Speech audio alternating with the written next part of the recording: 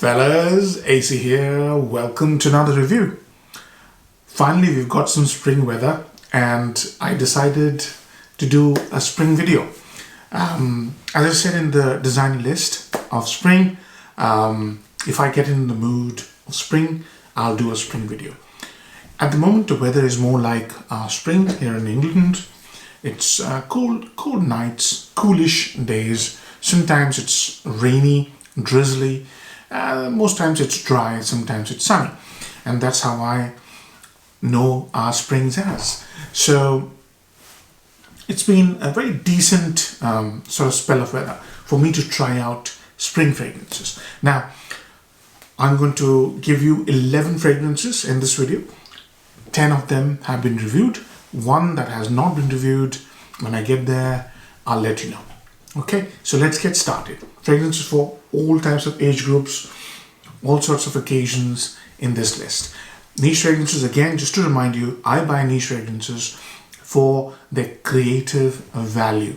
I enjoy creativity, perfumery, the art of perfumery, and that's why I buy niche fragrances. So most of the fragrances in this list are going to be that. Niche fragrances don't necessarily mean you'll get more compliments or more recognition. It just means you're spending more money for better quality, more creativity, and more accomplished perfumery. So let's start. The first on my list is from a house which only does niche fragrances, and I quite like this house. I've reviewed a lot of fragrances from this house. They always bring something to the table. They're not known for their fresh fragrances, but I've tried a few of them and I like all of them. So here it is. The first one is basically a take on Aventus, but a different style of Aventus. It is Nishane's Hachivat. Now, Nishane Hachivat uses the same sort of DNA, a fruity, mossy chypre. But here, there's a lot of, unripe fruit, almost like rawness to it, raw fruit. And that one is pineapple. Very juicy, but slightly raw. And that is not the pineapple rawness, but just the general nature of the scent. With a beautiful note of a juicy grapefruit. And the best thing about Hachivat is its base, where it brings in a nice oak moss. It's very mossy and, again, very airy and extremely well made. There's a beautiful woody facet as well, which makes the fragrance almost a 365-day fragrance. You can wear this in any season. It smells wonderful. But it smells special in spring. You can wear this dress up, dress down, any occasion, any situation, work, romance, date, whatever. It works beautifully. It's one of those Nishane fragrances where creativity and complexity takes a backseat. Acceptability, ease of wear, utility takes the foreground. And they've done a beautiful job here. As I said, I've reviewed quite a few Nishanes. I really like all types of Nishane fragrances. Next one is also a Nishane. 2 in the list. And this is just the bang opposite. It's ultra creative, extremely sort of out there. Almost a concept, a trial, and they've succeeded beautifully.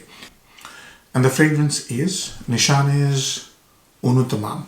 Now, Unuttamam, as I said, it's a bit of experiment. So they've taken the fougere, the amber fougere DNA, so it's a warm herbal green scent with enormous amounts of spices. Rosemary, oregano. I mean, can you imagine those two spices?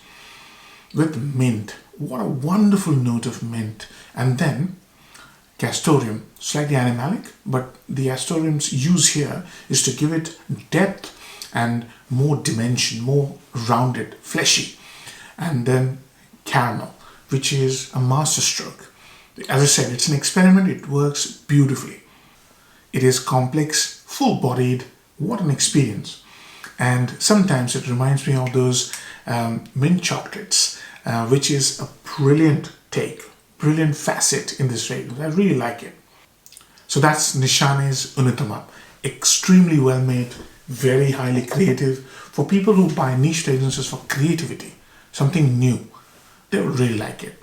Next on my list is another very creative fragrance, vetiver. It's a vetiver scent, but made with such amazing and unique notes. It creates a sensation on your wrist. It is Timbuktu. Timbuktu, this is a vintage Timbuktu, its packaging has changed, is a darling of the Fracom. It used to get a lot of space in the Fracom a few years ago. I'm talking about 5-6 years ago. Suddenly it's disappeared. But Timbuktu, as I said, is well loved by loads and loads of frac heads. So this one is pink pepper and raw mango.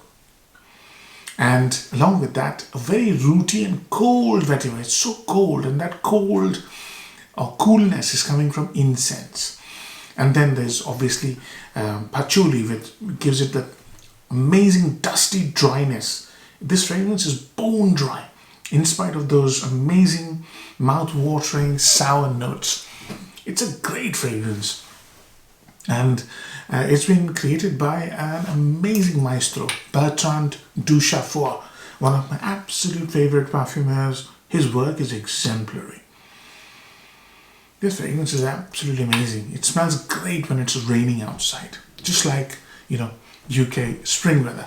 It's brilliant when it rains. Timbuktu, you can wear this to any occasion in spring. It's slightly reserved in terms of projection. You wouldn't get the kind of projection. If you desire others to smell you, you'll probably have to douse yourself in it, and it still wouldn't project. It's close to your skin, but it's a nice little, it creates a nice little scent bubble, if you like.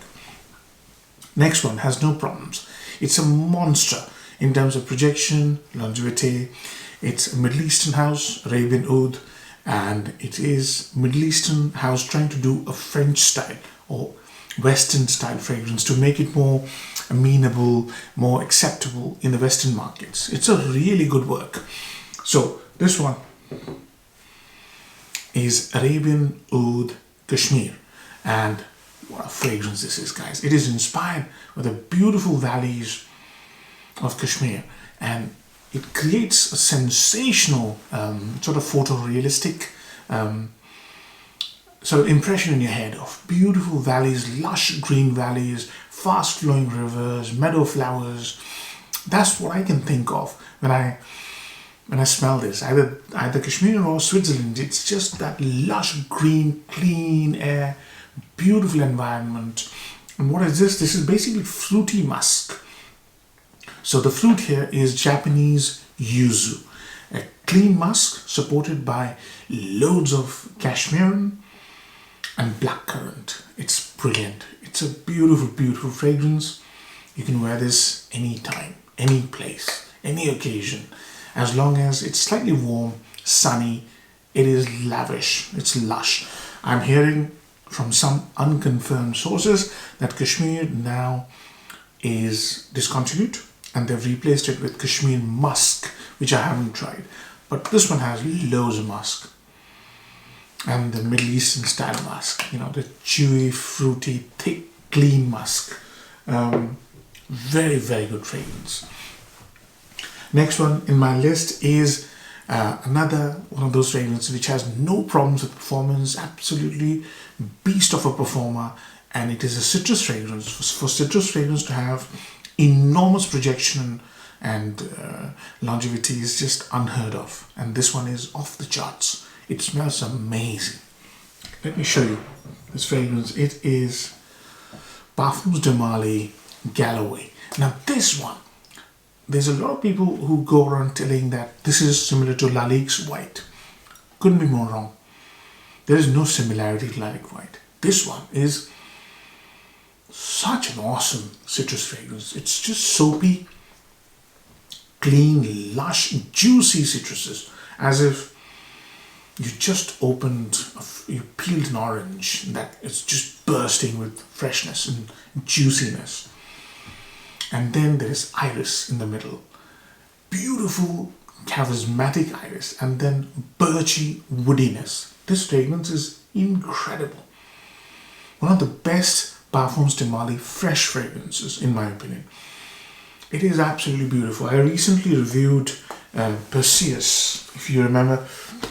I tell you what, I really like Perseus, and they've done a good job here. But the marketing suggests this is a citrus fragrance. There's far less citrus here than here. If you want a citrus from Parfums de Mali with enormous projection and performance, look at Galloway. Test it out and see for yourself. This is incredible. Very, very nice. I love the smell. It's very close to my heart. I really enjoy wearing this fragrance. So, as I said, there are 11 in this list, and time has now come for the one that has not been reviewed. It's a very special fragrance, very unique. Again, from the house of Latizan Parfumer, and this one is called, sadly this is I think discontinued now, Skin on Skin. Again, I wear niche fragrances for their creativity. And I love this fragrance because I've never smelled anything where iris, lipsticky iris has been used along with super boozy whiskey with amazing rose. The rose is so beautiful here. And so much whiskey, so much booze and musk and lavender, clean lavender. It's a highly creative fragrance. I haven't reviewed this, but I'll review it very soon. What a beautiful scent this is, guys. It's an evening scent.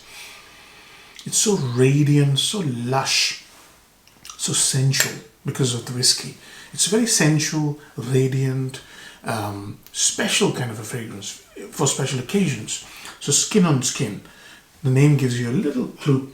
It's absolutely beautiful. There's also a very beautiful note of amberette, marshmallow or muskmallow, amberette seed, which is what made Dior so beautiful. It has that note.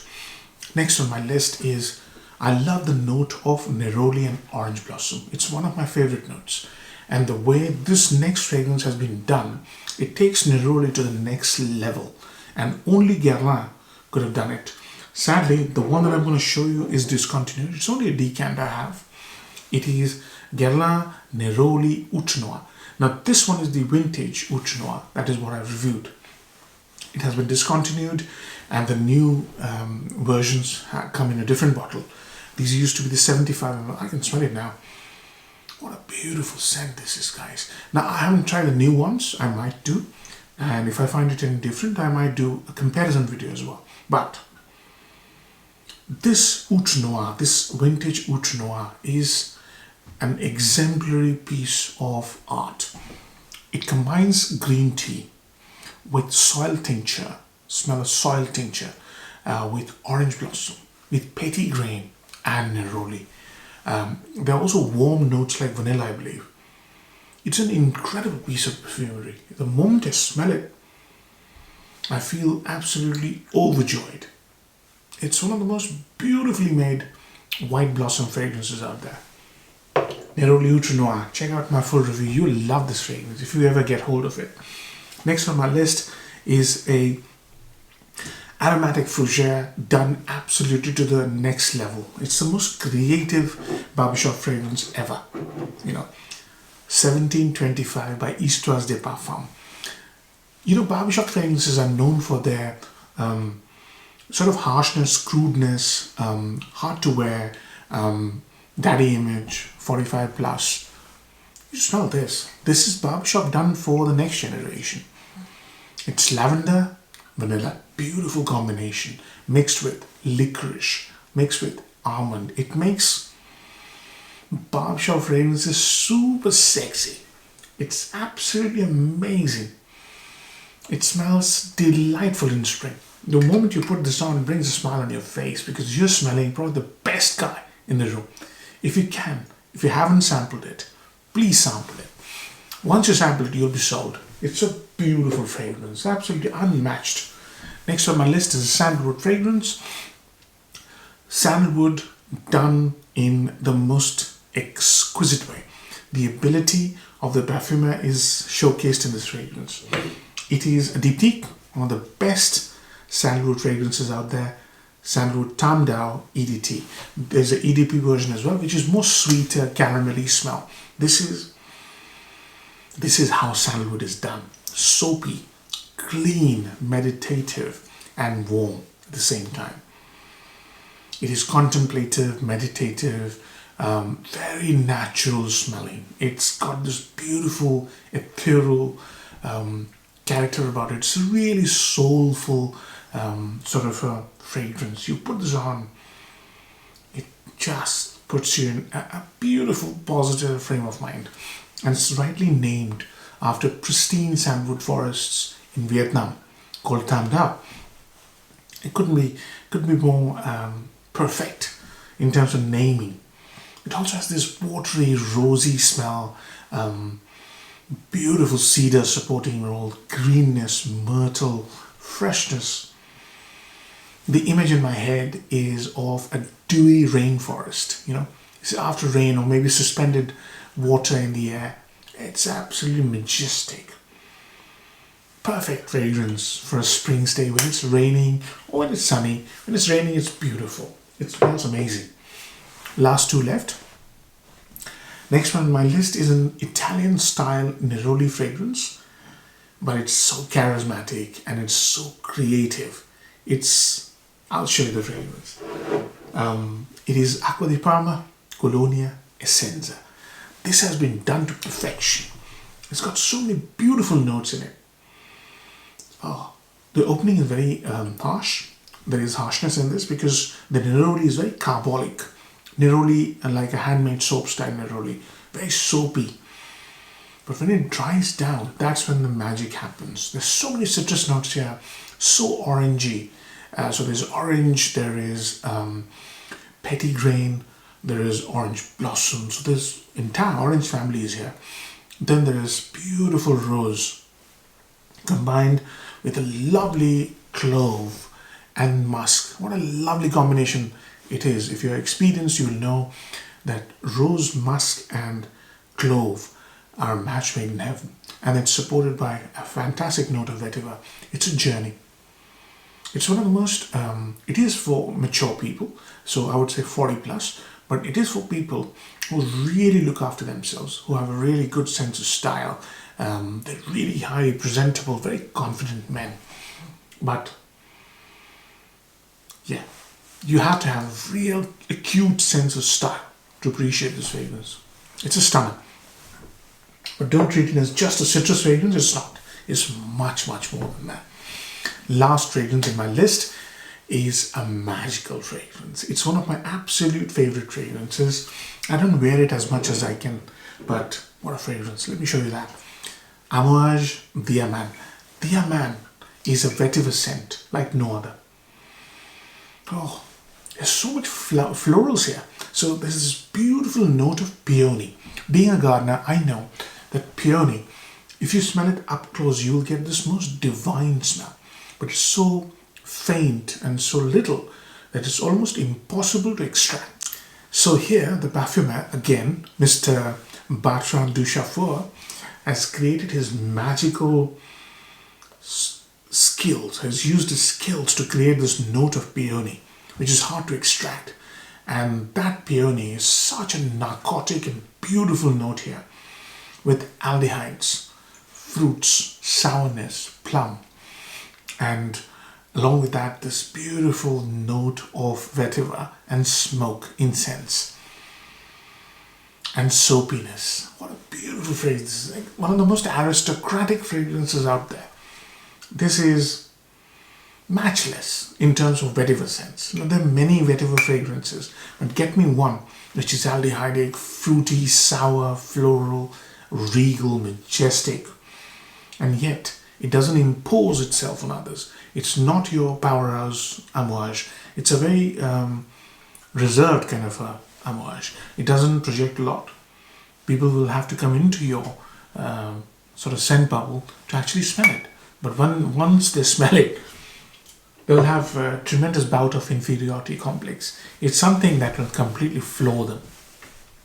One of the best fragrances out there. So, these are the 11 spring fragrances for 2025, which I am wearing and will continue to wear. And I'm hoping you'll try some of these if you haven't already. And if you like the video, do give it a like. Take care. Bye-bye.